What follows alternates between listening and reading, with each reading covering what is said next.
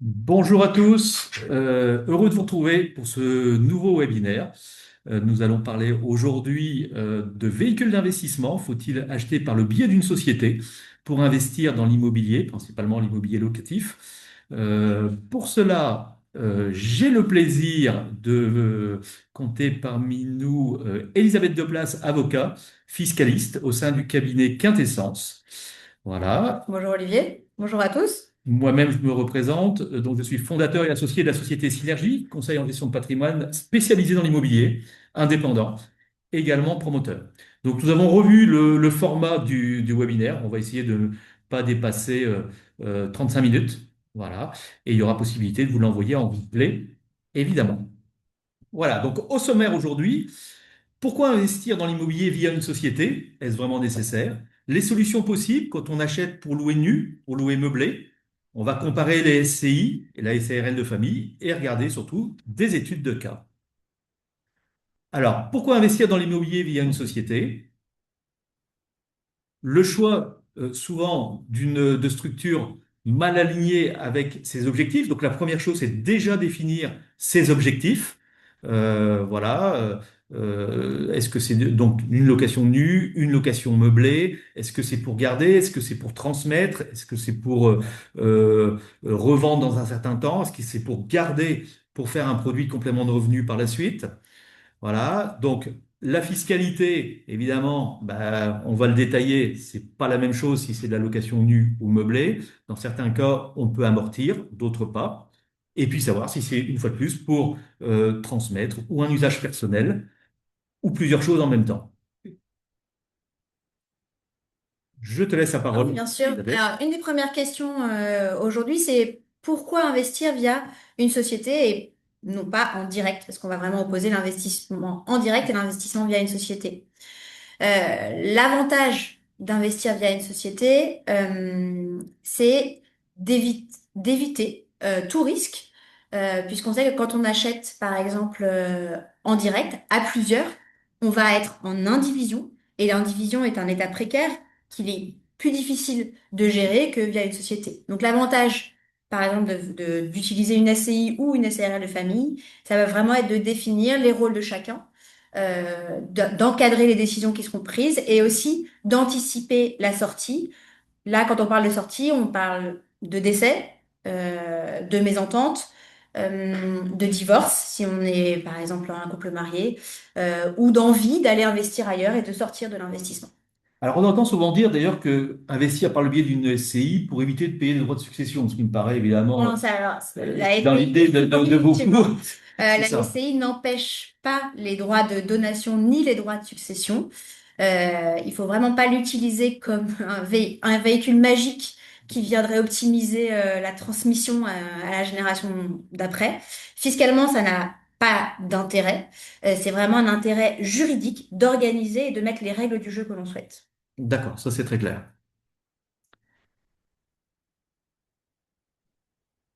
Ah, pardon. Alors, si on fait comme ça. Alors, un autre avantage d'une société, c'est notamment de faciliter le financement bancaire. Quand vous faites un investissement via une structure, une SCI, une SARL de famille, c'est bien cette société qui va emprunter et pour acheter le bien.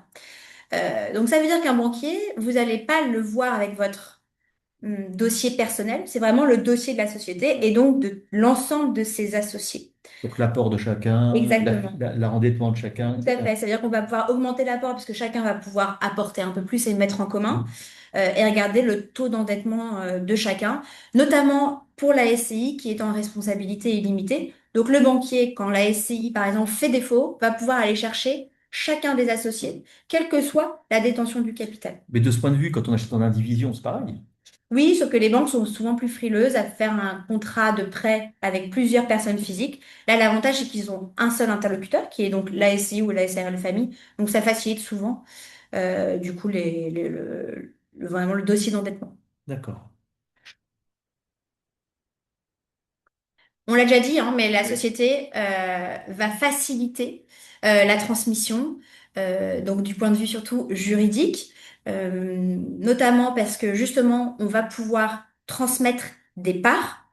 Si on est en SCI ou en SRL famille, ça reste des parts, donc les titres de la société. Donc ça veut dire qu'on n'est pas obligé de tout transmettre finalement le bien, on peut transmettre qu'une partie de cette C'est société. plus souple, en fait. C'est plus souple, exactement. L'avantage aussi, c'est en cas de démembrement, donc quand on va donner uniquement la nue propriété, par exemple, à la génération suivante, les règles du jeu vont également être écrites dans les statuts, par exemple, ou dans un Peut-être pacte d'actionnaires. peut-être expliquer la nue propriété en deux mots Ouais, bien et sûr. l'usufruit. Alors, en France, on a cette notion de pleine propriété Hmm. qui se divise en nue propriété et en usufruit. Moi, je prends souvent l'exemple d'un pommier, par exemple. Euh, la nue propriété, ça va être le tronc de ce pommier, alors que l'usufruit, qui est l'usus et le fructus, sera par exemple les pommes. Hmm. Donc, D'accord. quand on transmet la nue propriété, on transmet le socle de la pleine propriété, mais on garde en tant qu'usufruitier l'usage des fruits, c'est-à-dire soit si on veut un bien immobilier pouvoir l'utiliser, ou Ouais. si on le loue, les loyers. Manger les pommes ou les vendre. C'est ça, Pour regarder l'image. exactement. Donc là, ça peut être vraiment très utile, et surtout, ça permet vraiment d'écrire les règles du jeu dès le départ. Alors oui, on peut le faire avec une convention d'indivision quand on achète en indivision. L'avantage vraiment de la structure, là, dans ces cas-là, c'est vraiment d'avoir une souplesse juridique beaucoup plus forte que via une convention d'indivision. Alors, évidemment, c'est pas la même chose si on investit pour louer nu ou meublé. Tout à fait. On va pas utiliser les mêmes sociétés lorsqu'on fait une location nue et une location meublée. Et ça va être vraiment, du coup, important de bien définir, d'avoir en tête ce que c'est qu'une location nue et une location meublée. La location nue, c'est une activité civile, contrairement à la location meublée qui va être du coup une activité commerciale. Rien qu'en termes civil et commercial, on sous-entend déjà la forme de société adaptée, puisque SCI, hein, c'est une société civile immobilière, une SARL sera du coup plutôt pour l'activité commerciale. Euh, voilà, donc la location nue, hein, c'est vraiment la location de baux d'habitation sans meubles et tout ce qui est locaux professionnels seront forcément de la location nue. Versus donc la location meublée, qui est une activité du coup commerciale et qui est une activité de location à usage d'habitation assortie de prestations de services, notamment de meubles. Très bien. Par exemple, la location saisonnière d'une résidence secondaire est forcément une location meublée puisque vous ne louez pas votre résidence sur la côte pendant 15 jours sans les meubles. Donc, c'est forcément une location meublée, mais ça va avoir un impact justement, puisque beaucoup pensent à faire une SCI en famille pour acheter justement la résidence secondaire, mais l'impact va être très important si on la loue de temps en temps en Airbnb. On verra ça dans l'étude de cas Tout à en fait. fin de webinaire. Donc, le comparatif, alors, entre-temps, j'invite nos éditeurs comment dire, remplir les sondages. Voilà, Oui, puis je c'est toujours crois, Olivier, que vous intéressant. aviez fait déjà un webinaire sur vraiment la location nue et la location Oui, meublée. oui, oui, oui. Donc, vous pouvez aussi, là, c'est vraiment une Vous pouvez synthèse très demander le rapide. replay également pour notre Voilà. premier webinaire. Alors, peut-être ce qui est intéressant dans ce tableur, c'est vraiment de se dire que la location nue est imposée comme des revenus fonciers, alors que la location meublée va être du bénéfice industriel et commercial. Donc, c'est vraiment deux catégories à l'impôt sur revenu qui sont différentes, avec des règles pour déterminer la base imposable qui vont être différentes. Et c'est bien l'intérêt de choisir, ou en tout cas de bien distinguer la location nue et la location meublée. Très bien. Alors moi, je voudrais prendre deux exemples. Voilà, comme vous le savez, donc moi je suis conseiller en gestion de patrimoine. J'essaie de trouver des produits de placement. Donc je voudrais savoir dans quel cadre, bah, voilà, dans quel type de société il serait judicieux d'investir pour ces biens. Là, on a affaire à un bien en déficit foncier qui est situé dans le centre de Bordeaux. Donc c'est un immeuble ancien assorti d'un marché de travaux. Donc on est en hypercentre de Bordeaux, dans une rue calme, voilà. Donc immeuble, évidemment, où il y a tout à faire, hein. Généralement, il y a au moins un ratio foncier-travaux de l'ordre de 50-50, c'est ce qu'on recherche. Voilà. Et puis, ce que recherchent également les investisseurs, c'est un bien qui sera refait complètement à neuf pour bénéficier, évidemment, des garanties décennales et pas avoir de surprises dans les mois et les années qui viennent. Voilà. Donc, c'est toujours du beau patrimoine. Voilà. Là, dans le cas présent, on a un ratio foncier-travaux 40-60. Intéressant. Un montage en ASL. ASL, ça veut dire quoi? C'est l'association syndicale libre qui va décider de faire des travaux. et une livraison, donc prévisionnelle début 2027, ce qui permettra de défiscaliser sur 2026-2027. Et je vous rappelle, un déficit foncier qui sera reportable sur les revenus fonciers pendant un maximum de 10 ans pour les gens qui ont déjà des revenus fonciers et sur le revenu global à hauteur de 10 700, sachant que le fait générateur, c'est le paiement des travaux. Ouais, alors je me permets, là on est bien du coup, parce qu'il y a une petite photo avec quelques meubles, mais on est bien en Oui, revenu oui, foncier. c'est Donc ça bien veut revenu dire foncier. que là, on va Location commencer, nue, voilà, c'est de la en 3 location ans nue minimum. pendant 3 ans minimum, après l'imputation des déficits. Voilà. Là, un autre cas, donc ce serait intéressant de regarder. Là, c'est du meublé, pour le coup, donc du meublé géré, c'est-à-dire assorti d'un bail commercial, un bien neuf, donc qui permet de récupérer donc la TVA, parce que c'est de la résidence-service. Voilà, on a du T1 au T2 à partir de 121 000 euros. Voilà, nous sommes à Cannes l'Avocat, ceux qui connaissent Cannes. Voilà, ça c'est de la résidence étudiant, mais également réservée aux jeunes actifs. Voilà, on a un très beau produit en résidence 4 étoiles. Voilà, une rentabilité à 4,30, hein, c'est-à-dire loyer hors taxe divisé par l'investissement total hors taxe. Voilà. Donc là, on n'a Donc, pas le choix, on et est forcément en location meublée, donc en activité commerciale. activité rurale, d'où SARL de famille, si on veut le Si faire on veut le faire avec une par le société. biais d'une société. Voilà. Donc là, c'est géré par un bail ferme de 11 ans renouvelable, géré par Nemea. Voilà, Nemea, c'est un gros gestionnaire, plus de 30 ans d'expérience, 92 millions de chiffre d'affaires, 8 millions de résultats, 96 résidences sous gestion et 25 000 lits. Enfin, ouais, voilà, il faut savoir que la société avec laquelle vous êtes lié, en fait, va gérer l'ensemble des résidences, ce qui confère quand même une sécurité au niveau de la gestion. Donc, la synthèse, dans le cas présent. Alors, évidemment, le bien à Bordeaux qui est en location nue, si on veut l'acheter via une société, on va utiliser la SCI, puisque la SCI est réservée pour les activités civiles, et donc la location nue, qui permettra le déficit foncier, comme vous l'a expliqué Olivier, alors que pour la location meublée à Cannes, on ne va pas pouvoir utiliser la SCI, on va dire la SCI à l'impôt sur le revenu. Mais donc, si on veut conserver finalement les avantages fiscaux de l'impôt sur le revenu, on va devoir utiliser la SARL de famille. Alors, beaucoup peuvent choisir quand même une SCI, parce que souvent, c'est ce elles L'ALIS. pensent que c'est le plus simple. Mais effectivement, une SCI qui exerce une activité commerciale, donc une activité de location meublée, va passer à l'IS. Donc, on va perdre tous les avantages, notamment du déficit foncier, qui s'applique à l'impôt sur le revenu et non pas à l'impôt sur les sociétés. Et si ce bien à Bordeaux, on veut le passer en meublé au bout de 3 ans, parce que la contrainte, c'est de louer 3 ans nus, si on achète par le biais d'une SCI, c'est compliqué. Exactement. Il faudra transformer la SCI en SARL de famille. C'est possible, ça. Sinon, oui, c'est possible. Et ça a des coûts, ça? Alors, ça a des coûts de transformation, mais c'est pas si cher que ça. Ok, Et il y a juste un enregistrement qui est à 125 euros à la recette des impôts. ça va, c'est raisonnable. Là, c'est vraiment pour reprendre, mais je pense on l'a déjà bien dit, hein. SCI gardez en tête, SCI activité civile, euh, donc location nue. Exception si vous voulez passer à l'IS, à ce moment-là, la SCI peut tout faire, de la location nue ou de la location meublée. Et je dirais même de la location nue et de la location meublée. Mais à ce moment-là, elle est obligatoirement à l'IS. Versus la SARL de famille, qui, elle, doit exercer une activité commerciale pour rester à l'impôt sur le revenu. De la même façon, si la SARL de famille exerce une activité civile, c'est-à-dire que si la SARL de famille décide finalement de passer en location nue, elle va, de la même façon que pour la SCI, passer automatiquement à l'IS et vous allez perdre donc les avantages du LMNP ou du LMP par transparence en impôt sur le revenu. J'attire vraiment l'attention là-dessus parce que, on l'a dit, une SCI qui achète la résidence secondaire, cette résidence secondaire est louée de temps en temps Airbnb, hop, elle passe automatiquement à l'IS.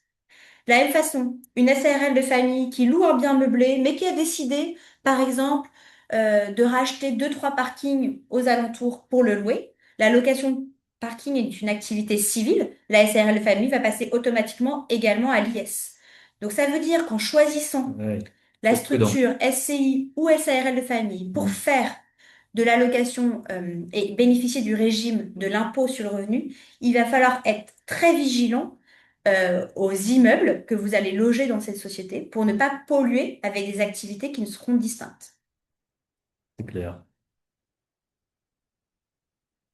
Et de synthèse? Oui, alors c'est vraiment ce qu'on vient de dire.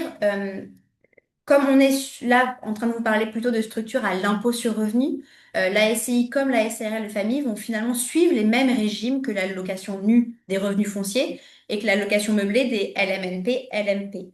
Dans une SARL de famille, ce qu'on n'a pas encore dit, mais qui est vraiment très important, c'est qu'il faut être membre d'une même famille. Les associés doivent être membres d'une même famille. Une famille, Donc c'est quoi? C'est frères et voilà. sœurs, neveux, Alors, c'est... c'est un couple marié ou pacsé. Oui. Donc, les concubins ne sont pas considérés comme une famille fiscalement parlant, en tout cas pour la SRL de famille.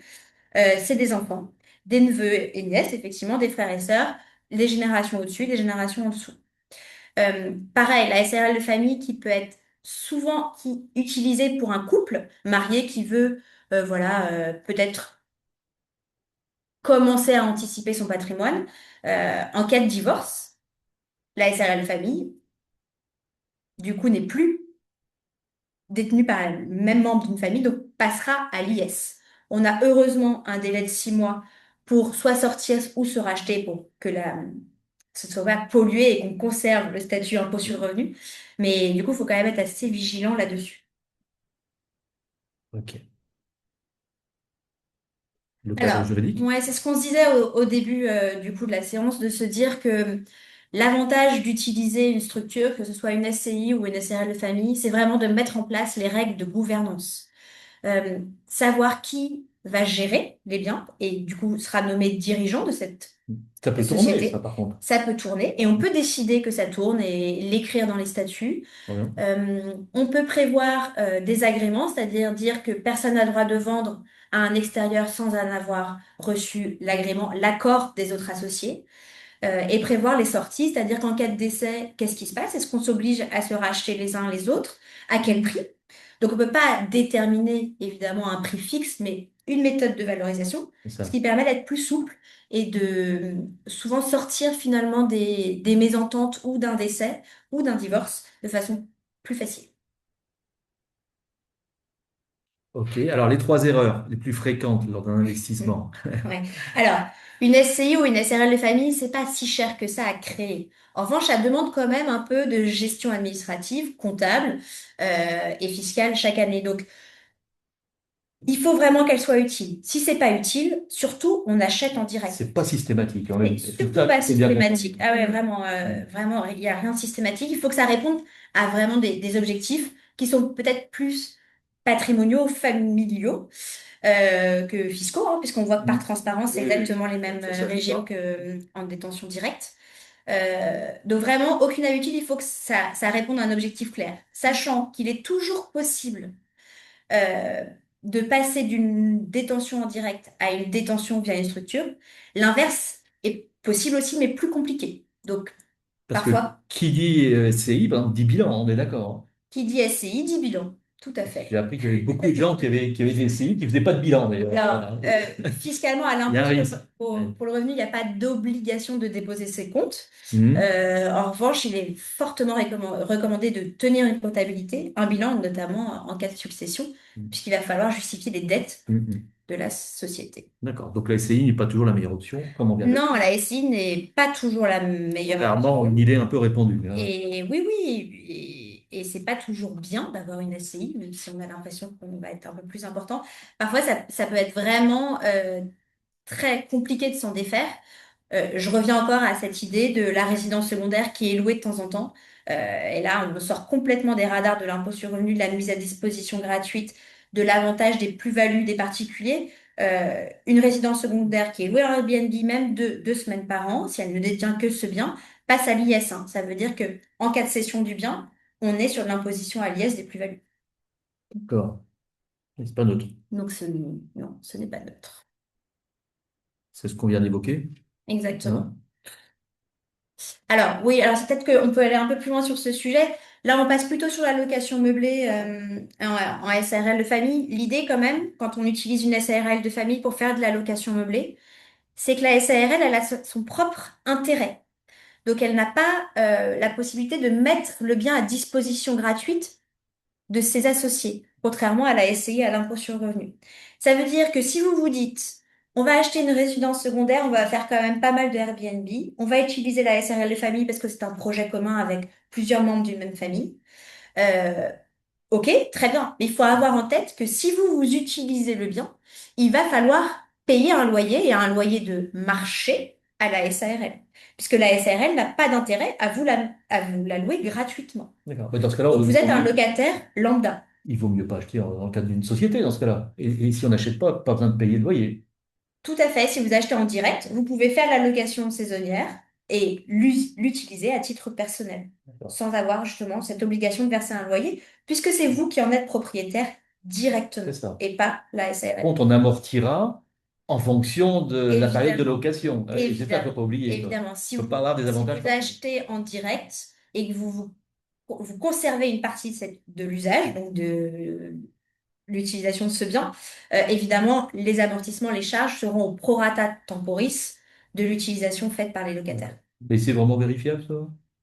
Oui, l'administration peut par exemple demander des relevés EDF ou de gaz pour prouver qu'il y avait bien une utilisation tout au long de l'année. D'accord. Et puis l'administration n'est pas idiote. Si vous avez un bien, encore une fois, imaginons sur la côte, et que Ouais, comme par c'est hasard, c'est pas loué en juillet et août, c'est quand même assez grossier. effectivement. Alors, on va regarder quelques études de cas. Euh, Alors, prenons le cas d'une cliente qui n'a pas d'enfant, qui souhaite en fait favoriser ses neveux, soyons clairs. Elle aimerait favoriser ses Favoriser, neveux. oui, investir Enfin, avec ses peu. ouais, investir avec ses neveux. Alors, si on peut favoriser la transmission, c'est mieux. C'est le but en tout Anticiper. cas, anticiper. Bon, le but étant qu'elle garde les loyers dans un premier temps pour préparer à avoir un complément de retraite. Donc, le problème, c'est la transmission, hein, parce qu'on sait bien qu'en ligne directe, ça va coûter un peu. Qu'est-ce qu'elle peut faire? Qu'est-ce qui est le plus judicieux? Alors, Attends. là, effectivement, l'utilisation d'une société pourrait être utile, notamment pour organiser et pour verrouiller finalement le fait que cette cliente souhaite être en usufruit et conserver peut-être même la gestion du bien, et puis transmettre au fur et à mesure des parts en fonction des abattements qui se renouvellent tous les 15 ans, par exemple pour ses neveux. Euh, donc ça peut être utile d'utiliser une structure, une société. Là, en revanche, le choix entre une SCI et une SARL de famille va totalement dépendre Du de bien acheté. l'investissement et Du du bien bien acheté. acheté, évidemment. Euh, encore une fois, on s'est dit tout à l'heure que utiliser une société, ça permet d'éviter l'indivision. L'indivision, c'est donc une détention en direct commune, hein, partagée avec plusieurs personnes. L'indivision, on dit c'est un état précaire. Ça veut dire que si quelqu'un veut sortir de l'indivision, on doit le sortir tout de suite. Hmm. Donc, si un veut sortir, voilà, l'indivision doit cesser. Contrairement à une société où vous pouvez être associé d'une société, alors évidemment, si vous voulez vendre, vous allez pouvoir vendre les parts de la société, mais ça ne remet pas en cause finalement la détention des autres sur ce bien immobilier. Donc, quand on D'accord. a beaucoup, par exemple, de neveux qui ont potentiellement des objectifs différents, ça peut être intéressant de faire appel à une structure avec des statuts qui reflètent les envies de chacun. Donc ça facilite les choses, Ça facilite clairement. les choses. D'une aucune manière, on supprime les droits de succession, Ah non, pas du évidemment, tout. hein, contrairement à ce qu'on pourrait penser. Pas du tout. Mais ça facilite les choses, quoi, Ouais, très tout clairement. va dépendre également finalement du financement de ce projet. Puisque s'il y a beaucoup d'emprunts, l'avantage si on passe par une société, c'est que c'est la société qui va emprunter. Donc la banque, alors ça dépend encore des contrats, mais peut finalement être peu regardante sur les associés futurs de la société. Donc le fait de donner en nue propriété les parts de cette société n'aura pas d'impact sur l'emprunt, c'est-à-dire qu'on va donner sur une valeur très faible, puisque ce que va donner cette cliente à ses neveux et nièces, c'est des parts de cette société. La part de la société va être valorisée en fonction de l'actif, donc le bien acheté, et le passif, donc l'emprunt D'accord. bancaire. Ça veut dire que si elle donne assez vite après avoir acheté et contracté un prêt, la valeur finalement des parts va être très faible. Donc on va pouvoir Elle peut donner anticiper la plus. transmission, Elle exactement. peut donner plus Tout plus à fait. facilement. Exactement. Mais si elle donne comme ça, qui rembourse? C'est la société qui rembourse parce que c'est elle qui a contracté le prêt. Donc ça peut très bien être la cliente, et pas son Alors, neveu. au départ, on va plutôt faire un investissement locatif. Donc, les revenus générés par le bien qui sera loué C'est en partie. vont rembourser tout ou partie de l'emprunt.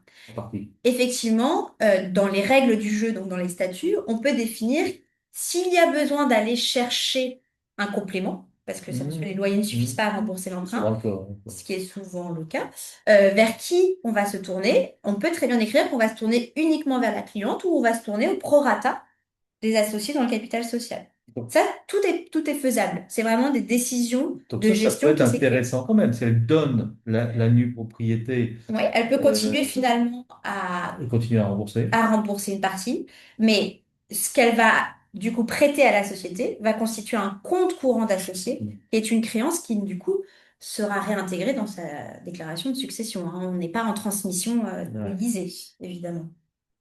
d'accord.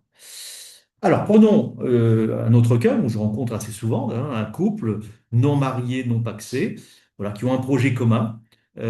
Comment se protéger, comment réduire son imposition, toujours ce problème d'indivision.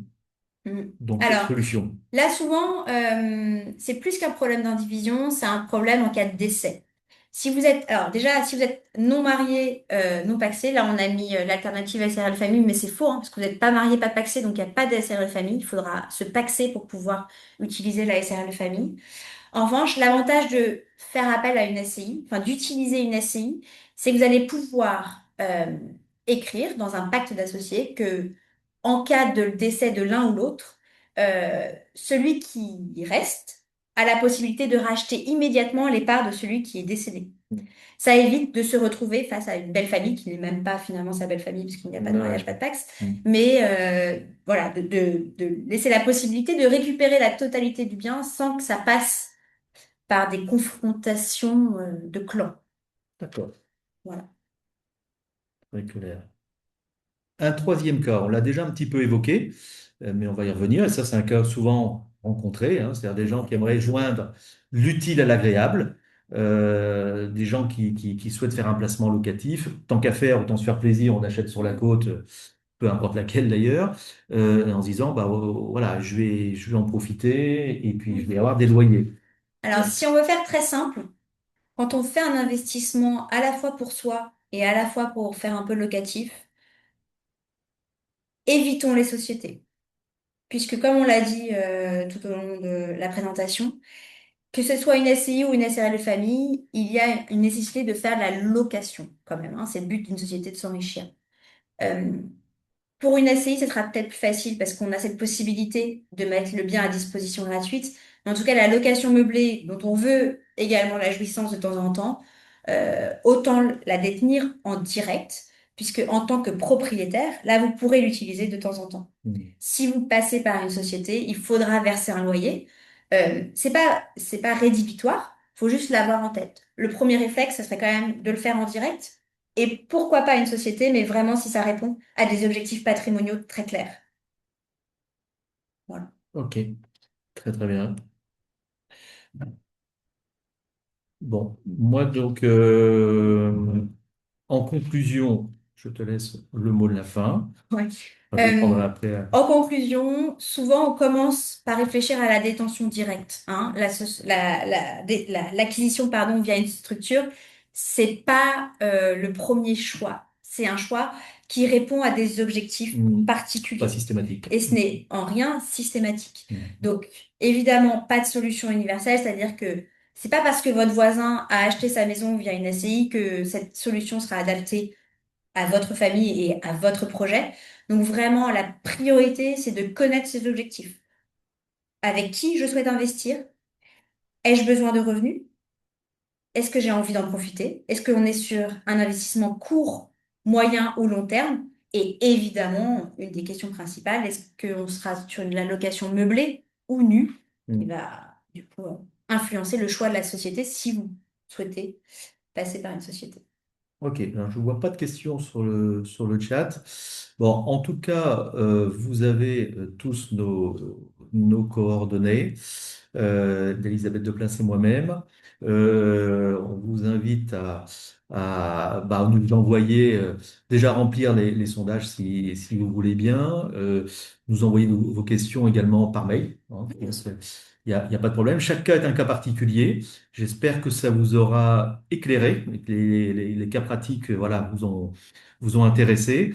On est pile poil dans le timing. On a respecté notre demi-heure. Voilà, vous avez toutes et tous d'autres choses évidemment à faire. On vous dit rendez-vous pour un prochain webinaire en espérant que ça vous a vraiment intéressé. Très bonne journée à tous Merci, au et à revoir. bientôt. Au revoir.